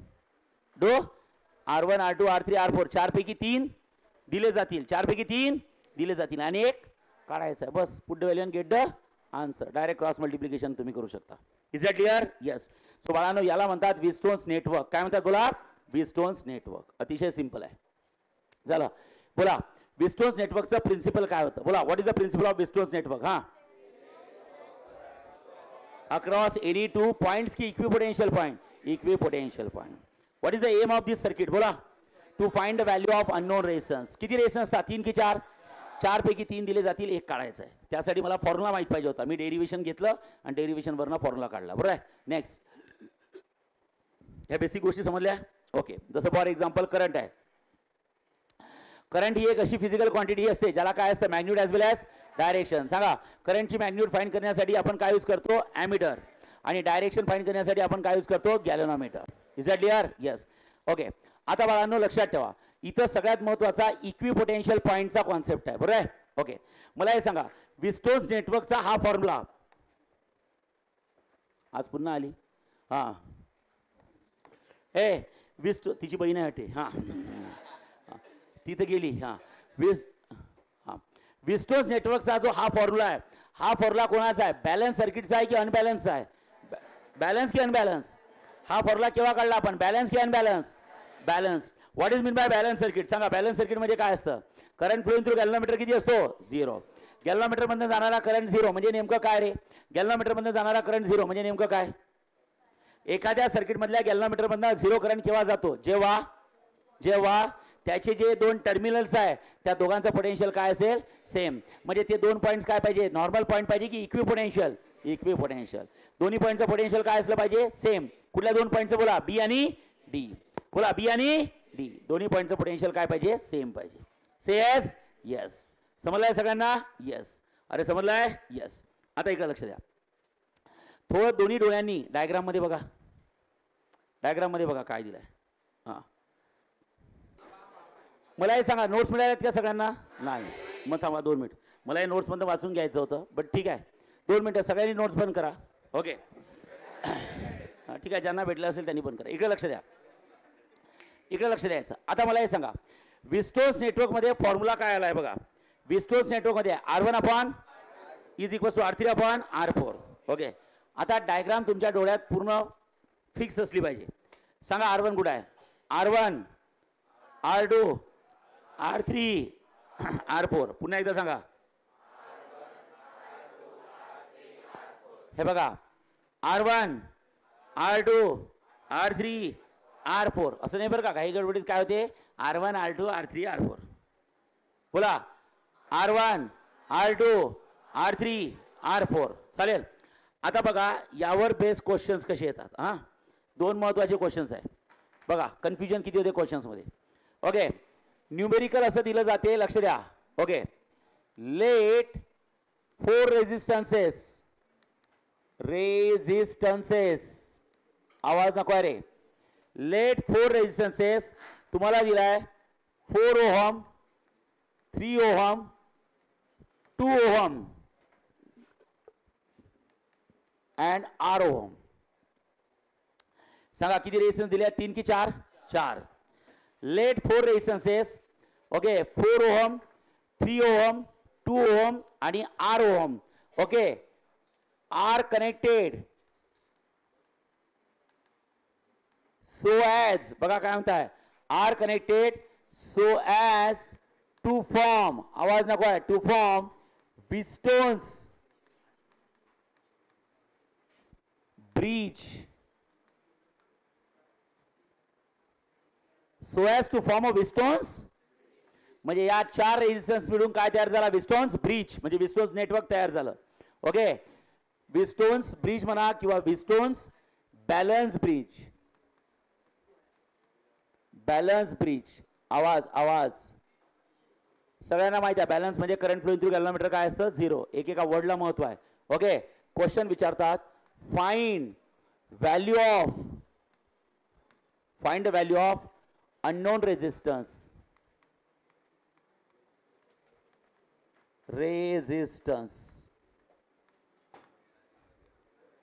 सांगा बरं कुठला रेजिस्टन्स काढायचा आहे, अननोन. कुठला रे अननोन रेजिस्टन्स, आर की आर ओम? आर ओम. बघा क्वेश्चन बघा कसा फिरवतात. हा, तुम्हाला हा एक क्वेश्चन दिला, सगळ्यांनी लक्ष द्या. आता बघा नो, हा एक क्वेश्चन दिला आहे, पुढे बघा. हा,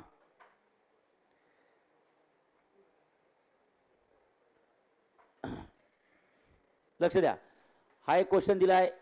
हा, पुढे बघा काय दिलाय, इथे लिहित आहे मी. हा बघा, लेट 4 रेजिस्टन्सेस, मागे आवाज नको आहे, लक्ष द्या. लेट 4 रेजिस्टन्सेस, तुम्हाला 4 रेजिस्टन्सेस दिले आहेत बाळांनो. किती दिले आहेत सांगा, 4 ओहम 3 ओहम, येस 2 ओहम आणि नंतर काय दिलाय, R ohm. 4 ohm 2 ohm 3 ohm 2 ohm आणि काय R ohm. Okay, are connected, बघा are connected in series. Are connected in series, बघा तो वर्ड इथं नाहीये. तिथं काय दिलं, हे 4 कनेक्ट केले so as to form a Wheatstone's balance bridge. इथे दिलाय हे 4 कनेक्टेड केले in series in a Wheatstone's bridge. Wheatstone's balance bridge.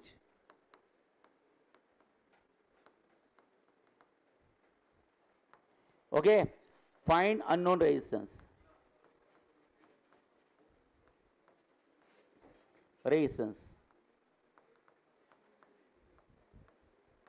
Okay, आता तुम्ही बघा यात काय डिफरन्स होईल, दोन न्यूमेरिकल. एक छोटासा डिफरन्स आहे जो समजला पाहिजे, वर्ड चेंज झाला एक.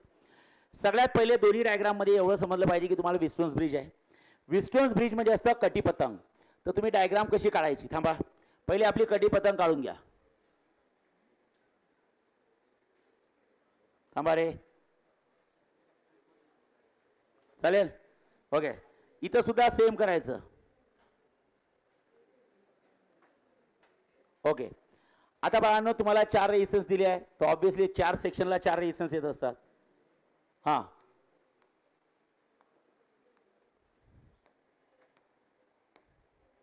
थांबा. ओके, हे 4 रेजिस्टन्सेस काढून घ्यायचे.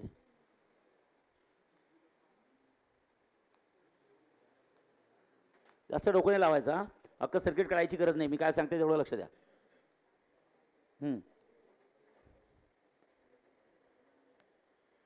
झालं. आता इकडे लक्ष द्या, सगळ्यांना एक डायग्राम परमनंट पार्ट पाहिजे. कुठली, हा कोण असतो, हा बोला, R1 R2 R3 R4, बोला कोण असतो, R1 R2, खतम. बोला कोण असतो सांगा, R1 R2, हां R3 R4 4 बस लक्षात. हे तर आपली डायग्रामच आहे विस्टोन्स ब्रिजची. R1 R2 R3 R4 झालं. काही येऊ द्या, हे स्टँडर्ड झालं. पण आता जे 4 दिले ते 4 कसे मांडायचे बघा. वर जर बघितलं तर तुम्हाला वर सुद्धा काय बोलले ते, वर बोलले ते 4 विस्टोन्स ब्रिज जसं मांडलं तसंच मांडा. म्हणजे समजते का, पहिला दुसरा तिसरा चौथा. बरं आहे. मग काय करायचं, पहिला दुसरा तिसरा चौथा. सांगा बरं पहिला कोण आहे, 4 ओम. बस डोळे झाकून इथं 4 ओम लिहायचं. दुसरा कोण आहे, सो डोळे झाकून इथं 3 ओम लिहायचा. तिसरा कोण आहे 2 ओम, तर डोळे झाकून इथं लिहायचा. बरोबर आहे. आणि चौथा कोण आहे R ओम, तर R4 ची व्हॅल्यू R. ओके, पहिला दुसरा तिसरा चौथा. बरं आहे. जर विस्टोन्स ब्रिज तयार करत असतील तर. पण इथं विस्टोन्स ब्रिज तयार करताय की सिरीज मध्ये आहे. सिरीज म्हणजे पहिला दुसरा तिसरा चौथा. कसा, पहिला दुसरा तिसरा चौथा. म्हणजे सांगा पहिला कोण आहे, पहिला कोण आहे बोला 4 ओम. दुसरा कोण आहे बोला ना 3 ओम. तिसरा कोण आहे सांगा, कुठे लिहू, इकडे लिहू की तिकडे लिहू, तिकडे. बघा सिरीज पहिला दुसरा तिसरा चौथा. यु नो सिरीज, सिरीज म्हणजे काय असते, एका की एका मागे एक, एका मागे बरोबर सिरीज. लक्षात ठेवा. ओके, 4 ओम 3 ओम. आता बोला 2 ओम आणि तिकडे R ओम. काय डिफरन्स झाला समजलाय. याचा R4 R आहे, याचा R3 R आहे, याचा R3 2 आहे आणि याचा R4 2 आहे. समजलाय. तर हेच 2 क्वेश्चन महत्वाचे असतात. फक्त विस्टोन्स नेटवर्क म्हटलं पहिला दुसरा तिसरा चौथा, आणि ते सिरीज म्हटलं तर पहिला दुसरा तिसरा चौथा, पहिला दुसरा तिसरा चौथा, पहिला दुसरा तिसरा चौथा. बा पहिला दुसरा तिसरा चौथा, इथं पहिला दुसरा तिसरा चौथा. समजलाय काय डिफरन्स आहे. इथं वर्ड आहे फक्त विस्टोन्स नेटवर्क, इथं वर्ड आहे काय इन सिरीज. सिरीज बरोबर आहे, समजते ना, पहिला दुसरा तिसरा चौथा. झालं. ओके झालं. बाकी मग स्टँडर्डचं आपलं लक्षातच ठेवायची ती diagram. R1 R2 R3 R4, R1 R2 R3 R4 diagram आपली फिक्स आहे. फक्त दिलेले 4 कसे मांडायचे ते महत्वाचं आहे. झालं. आणि हे सगळे काय तयार करतात विस्टोन्स नेटवर्क. दोन्ही केसमध्ये ब्रिज कसं आहे तुमचं बॅलन्स ब्रिज आहे. दोन्ही केसमध्ये कसं आहे बॅलन्स. आणि जर ब्रिज बॅलन्स असेल तर फॉर्म्युला एकच आहे, R1 upon R2 is equals to R3 upon R4. just put the value and get the answer. सांगा R1 ची व्हॅल्यू किती आहे बोला 4, R2 ची व्हॅल्यू किती आहे बोला 3, ओके, R3 ची व्हॅल्यू किती आहे बोला 2 आणि R4 ची व्हॅल्यू किती आहे R. सॉल्व करा. Do cross multiplication. सांगा 4 into R किती असतं 4R and 3 into 2 किती असतं 6. सो R ची व्हॅल्यू किती असतं 6 upon 4. सो R ची व्हॅल्यू किती असतं 3 की 3/2 3/2. खतम. से यस यस. इथे फॉर्म्युला सेम. काय फॉर्म्युला सांगा बोला R1 upon R2 is equals to किती असतं R3 upon R4. just put the value and get the answer. सांगा R1 ची व्हॅल्यू 4, R2 ची व्हॅल्यू 3. सो 4 divided by 3 बघा 4 divided by 3 is equals to R3. सांगा R3 ची value R आणि R4 ची व्हॅल्यू किती आहे 2. सो R3 ची व्हॅल्यू R आणि R4 ची व्हॅल्यू 2. चला do cross multiplication. Cross multiply करा. चला क्रॉस मल्टिप्लाय केलं तर 4 into 2 किती असतं 8 is equals to किती असतं 3 R. तर R ची व्हॅल्यू किती होईल 8/3 times of R. So guys R is equals to 8/3 काय सोहम की ओहम ओहम. आणि इथं R ची व्हॅल्यू किती असतं 3 की 3/2 3/2. म्हणजे बघा आन्सर चेंज झाले. आन्सर काय झाले चेंज. डिफरन्स काय समजलाय. दिलेले 4 नेटवर्क मध्येच लावा. कसे लावाल पहिला दुसरा तिसरा चौथा. आणि दिलेले 4 सिरीज मध्ये लावायचे तर कसे लावायचे पहिला दुसरा तिसरा चौथा. बाकी R1 R2 R3 R4 च्या पोझिशन आपल्या फिक्स्ड आहेत. कुठल्या R1 R2 R3 R4. ते तर नेटवर्कची डायग्रामच पाठ करून टाकायची, डायरेक्ट कॉपी पेस्ट करायची डोळ्यात. फक्त जे दिलेले असतात ते कसे लावायचे हे डिपेंड आहे की नेटवर्क दिलाय की सिरीज दिलाय. नेटवर्क दिलाय की सिरीज दिलाय. R you getting. समजलाय सगळ्यांना. येस. अगदी महत्वाचं आहे. आता ओके लक्ष द्या. आवाज नको आहे.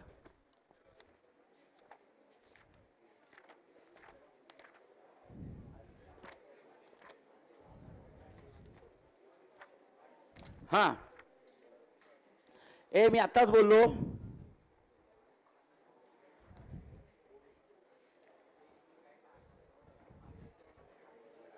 हां. आता देवाने दिलेली बुद्धी वापरायची.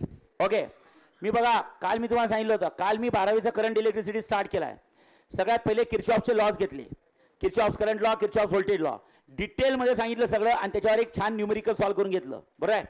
सोबतच त्याच्यावर 2 न्यूमेरिकल टेक्स्टबुक मधले घेतले. त्यातलं एक कंप्लीट सॉल्व्ह करून दिलं आणि एक न्यूमेरिकल घरी करायला सांगितलं होतं. ॲज इट इज होतं, फक्त व्हॅल्यू चेंज झाल्या होत्या. आज मी काय शिकलो विस्टोन्स की विस्टोन्स ब्रिज.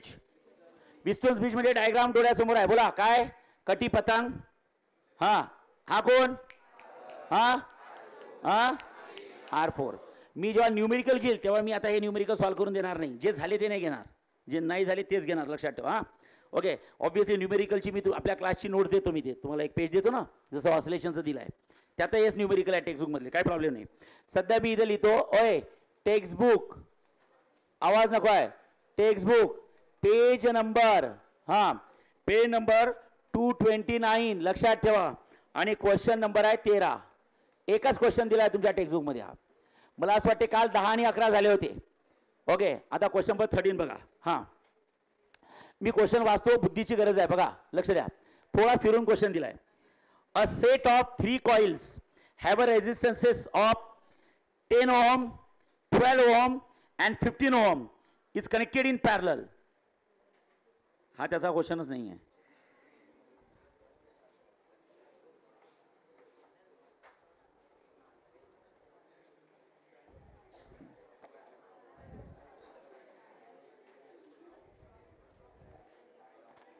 विस्टोन नेटवर्कवर क्वेश्चनच नाही आहे.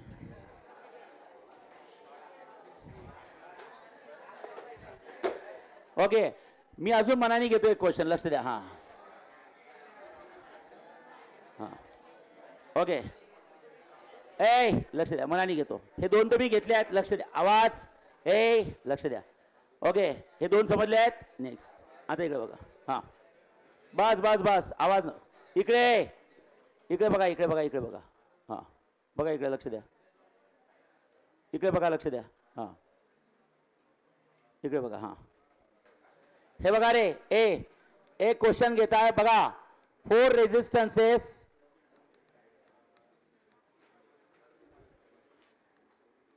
4 ohm, 16 ohm, 3 ohm and 5 ohm are connected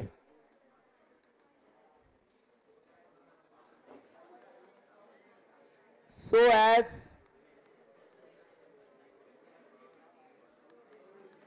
to form Wheatstone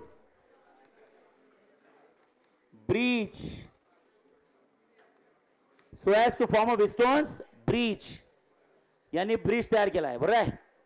आता मला हे सांगा, जर का यांनी ब्रिज तयार केला असेल, लक्ष द्या, तर तुम्हाला समजतं आहे बा, ब्रिज मध्ये समजतं 1 2 3 आणि काय असतं 4. ओके, कटी पतंग काढून घ्यायची पहिले, लक्षात ठेवा. आवाज नको आहे. हां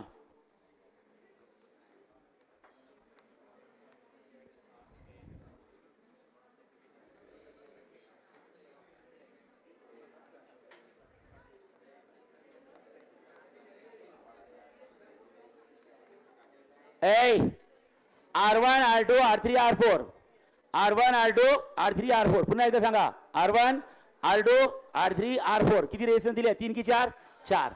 बघा 4 resistances, 4 ohm 4 ohm 3 ohm 5 ohm are connected so as to form a Wheatstone's bridge. Series आहे की ब्रिज तयार करताय?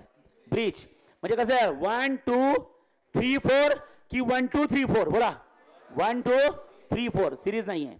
चला नाव देऊन देऊ. मग आता मला हे सांगा, पहिला कोण झाला सांगा? 4 ohm. दुसरा कोण झाला बोला? 16 ohm. तिसरा कोण झाला सांगा? 3 ohm. आणि नेक्स्ट कोण झाला सांगा? 5 ohm. बरं आहे. आता मला हे सांगा, हे ब्रिज बॅलन्स आहे का? ब्रिज बॅलन्स केव्हा असतं? जेव्हा R1 upon R2 is equals to R3 upon R4. हा रेशो सेम येतो. सांगा R1 अपॉन R2 करा बरं. 4/16 1/4 आणि नंतर R3 अपॉन R4 3/5. ओके, म्हणजे बघा ना, ब्रिज बॅलन्स असणे म्हणजे R1 upon R2 is equals to किती असतं? R3 अपॉन किती असतं? R4. ओके, जेव्हा हे इक्वेशन सॅटिस्फाय होतं तेव्हा ब्रिज बॅलन्स आहे. ओके, मग मला हे सांगा, R1 ची value 4 divide by 16 is equals to किती असतं? 3 डिवाइड बाय 5. तर मला हे सांगा, 4 डिवाइड बाय 16 म्हणजे किती असतं? 1/4 इज इक्वल्स टू 3/5. सांगा तुमचं ब्रिज बॅलन्स आहे का? नाही आहे. ब्रिज बॅलन्स नाही आहे. ब्रिज बॅलन्स नाही आहे. हर्षू लक्ष दे. ओके, हे पहिले करेक्ट केलं. आता काय म्हणतात लक्षात ठेवा. लक्ष द्या, इथं म्हणतात टू बॅलन्स ब्रिज. आवाज आवाज प्लीज. टू बॅलन्स ब्रिज, जर का तुम्हाला हे ब्रिज काय करायचं असेल, बॅलन्स करायचं असेल, okay, fine resistance connected across 5 ohm resistance, 5 ohm. आता हे ब्रिज बॅलन्स तर नाही आहे, मला समजत आहे.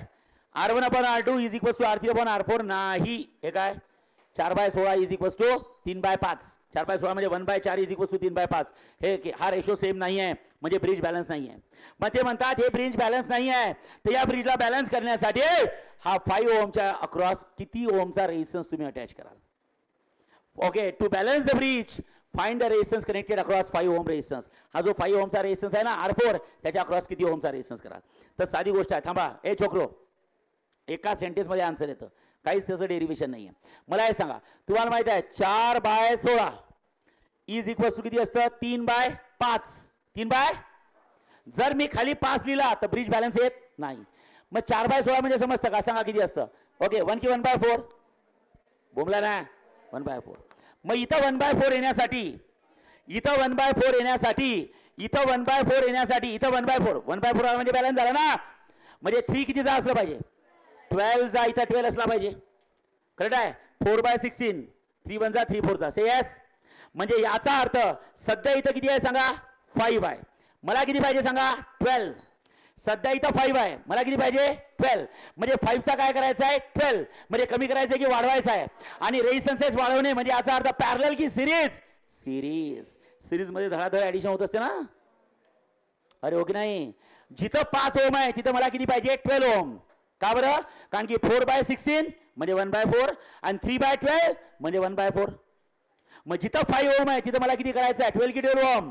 म्हणजे 5 चा वाढवायचा आहे. म्हणजे 5 ला एक रेजिस्टन्स पॅरलल मध्ये लावाल की सिरीज मध्ये लावाल, सिरीज मध्ये लावाल.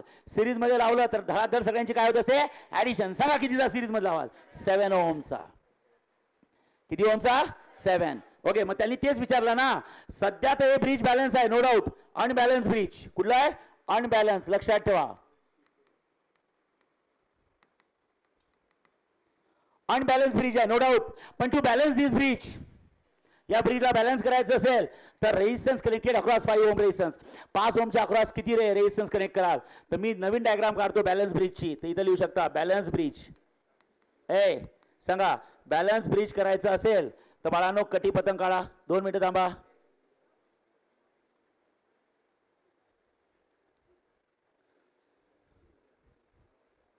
हा किती ओमचा आहे, 4 ओमचा. हा किती ओमचा आहे रे बाळांनो, 16 ओमचा. हा किती ओमचा आहे रे बाळांनो, किती आहे, 3 ओमचा. आणि इकडे किती ओमचा पाहिजे, किती ओमचा पाहिजे, किती बोला ना, किती अवेलेबल आहे. मग वाढवायचं की कमी करायचं आहे, वाढवायचं म्हणजे सिरीज ना. सिरीज मध्ये R1 + R2. साधी गोष्ट आहे. 5 ओमचा ऑलरेडी आहेच, त्याला सिरीज मध्ये लावा. किती ओमचा, 7 ओमचा. खतम. कारण की मिळून काय तयार होईल सांगा, 12 ओम. सिरीज मध्ये डायरेक्ट ऍडिशन होते ना, मिळून 12 ओमचा होऊन जाईल. म्हणजे हा मिळून R4 होऊन जाईल. So R1/R2 is equal to R3/R4. मग तेच म्हणतात की 5 ओमच्या अक्रॉस किती ओमचा रेजिस्टन्स कनेक्ट करा. त्यांनी फक्त कनेक्ट म्हटलं, त्यांनी हे नाही म्हटलं सिरीज करायचं की पॅरलल. हे आपल्याला समजायचं आहे, सिरीज करायचं की पॅरलल. सांगा, वाढवायचं आहे म्हणजे सिरीज आणि कमी करायचं असतं तर पॅरलल. म्हणून तुम्हाला इथं आन्सर लिहावं लागेल. ओके ओके, फॉर बॅलन्सिंग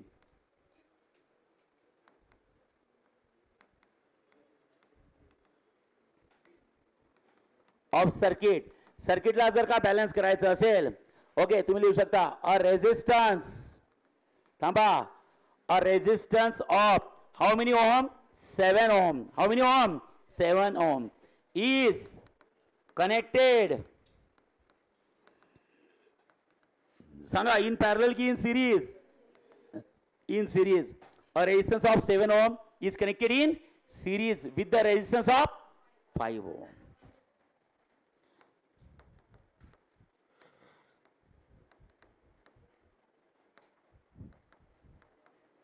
खतम. येस.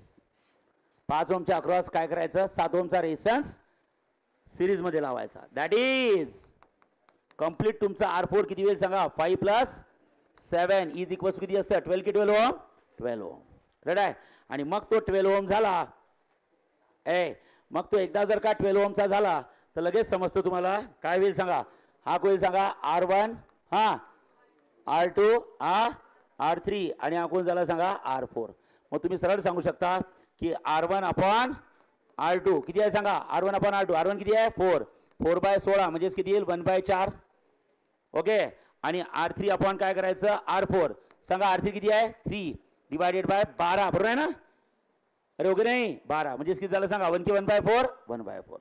म्हणजे बघा दोन्ही रेशो काय आले सेम, दोन्ही रेशो सेम आले म्हणजे याचा अर्थ R1 upon R2 is equals to R3 upon किती असतं R4. हे इक्वेशन सॅटिस्फाय झालं. बघा ना दोघांची आरचे सेम आहे ते एलचे सेम आहे म्हणजे याचा अर्थ ब्रिज काय झालं बॅलन्स, बॅलन्स ब्रिज. मी आता सांगतो सगळ्यात महत्त्वाचा प्रॉब्लेम काय असतो माहिती आहे का. फिजिक्स 2 चा न्यूमेरिकलच सॉल्व्ह होत नाही पोरांकडनं. फिजिक्स 1चे तरी सॉल्व्ह होऊन जातात न्यूमेरिकल, ते मोशन पिशनचे काय त्यात फॉर्म्युलेज असतात फक्त. ओके फॉर्म्युले असतात. Given data to find formula part असला put value and get the answer. Physics 2 मध्ये तसं नसतं बाळांनो. फिजिक्स 2 मध्ये कॉन्सेप्ट आहे. जर तुमचे कॉन्सेप्ट क्लिअर असेल तरच तुम्ही न्यूमेरिकल सॉल्व्ह करू शकता. एक तर महत्त्वाची गोष्ट फिजिक्स 2 चा प्रॉब्लेम काय असतो, it is the imaginary physics. Okay physics 1 is a real physics. Physics 1चे जे सगळे टॉपिक असतात ते रिअल असतात, जे डोळ्यासमोर दिसतात. एखादा कॉन्सेप्ट मला शिकवायचा आहे मी डोळ्यासमोर तुम्हाला इमॅजिन करून देऊ शकतो. जसं फॉर एक्झाम्पल कंटिन्युटी इक्वेशन आहे, area is inversely proportional to velocity. मी सरळ सांगितलं होतं पाईपचं तोंड दाबलं तर पाण्याची वेलॉसिटी वाढते. समजते नॉर्मली आपल्या लाईफमध्ये झालेलं आहे.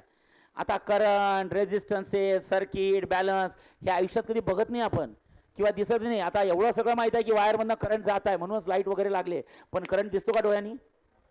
So every magnetic field, magnetic induction, electrostatics हे सगळं इमॅजिनरी फिजिक्स आहे. म्हणजे हे डोळ्यांनी दिसत नाही. Everything that you have to imagine, everything that you have to imagine. ते थोडं अवघड असतं इमॅजिन करायला. त्यामुळे कॉन्सेप्ट क्लिअरिटी फार महत्त्वाची आहे. जोपर्यंत कॉन्सेप्ट क्लिअर होणार नाही तोपर्यंत न्यूमेरिकलला तुम्ही हात लावू शकत नाही. त्यामुळे फिजिक्स 2च्या न्यूमेरिकल्सवर थोडं लक्ष द्या. आणि ऑब्व्हियसली तुम्हाला जर का फील होत असेल की न्यूमेरिकल चांगले जमले पाहिजे तर तुमचे कॉन्सेप्ट थेरीचे कॉन्सेप्ट काय असले पाहिजे बाळांनो, प्रॉपर क्लिअर असले पाहिजे. तुम्ही क्लासमध्ये जर का शिस्तीत बसले बरोबर, पहिले तर क्लासमध्ये आले आणि नंतर शिस्तीत बसले तर कॉन्सेप्ट कसे तुमच्या टाडक्यात टाकायचे दॅट इज माय रिस्पॉन्सिबिलिटी. समजलं आहे की नाही. पहिले तुम्ही फक्त क्लासमध्ये येत चला आणि मेंटली प्रिपेअर्ड राहत चला की आपल्याला काहीतरी शिकायचं आहे. टाईम का नाही काढून घ्यायचा. आई वडील म्हणतात देशमुखजवळ एवढे पैसे भरले तर त्याला काय फुकटात सोडायचं का. ओके असं नाही आहे. ओके टाईम तुमचा नका काढून घेऊ. समजलं आहे की नाही. तुमचा टाईम काढून नका घेऊ की 8:30 ते 10:30 बसायचं आहे, 7 ते 10:30 बसायचं आहे, असं नाही आहे. प्रत्येक गोष्ट तुम्हाला समजली पाहिजे बाळा. तर तुम्हाला हे कॉन्सेप्ट जर क्लिअर झाले फिजिक्स 2चे तर न्यूमेरिकलमध्ये कधीही त्रास होणार नाही. आणि एवढे थाउजंड्स ऑफ न्यूमेरिकल आहे, एवढे क्वालिटी ऑफ न्यूमेरिकल आहेत. ओके की जे तुम्हाला आता एंट्रन्स आपण सुरू करणार आहे सॅटर्डेपासून. तुम्हाला समजेल मी पहिलाच टॉपिक ऑसिलेशन सुरू करणार आहे. कुठला ऑसिलेशन. तो ऑसिलेशनचा अभ्यास सुरू ठेवा तुम्ही. चालेल. मराठीत बोलताय मी रेग्युलरवाल्यांना. ठीक आहे. ऑसिलेशनच्या नोट्स आहेत तुमच्याजवळ. ओके त्याचा अभ्यास सुरू ठेवा. मी आता एंट्रन्स सॅटर्डेला म्हणजे परवापासून सुरू करायची आपल्याला. तेव्हा सांगतोच मी कसले कसले क्वेश्चन्स येत असतात. काही अवघड नाही आहे, काही अवघड नाही आहे. फक्त प्रॉब्लेम आहे की तुमची थेरी प्रॉपर असली पाहिजे. काय प्रॉपर असली पाहिजे थेरी. थेरी नसेल तर मग एंट्रन्सला आणि न्यूमेरिकलला त्रास होतो. चालेल.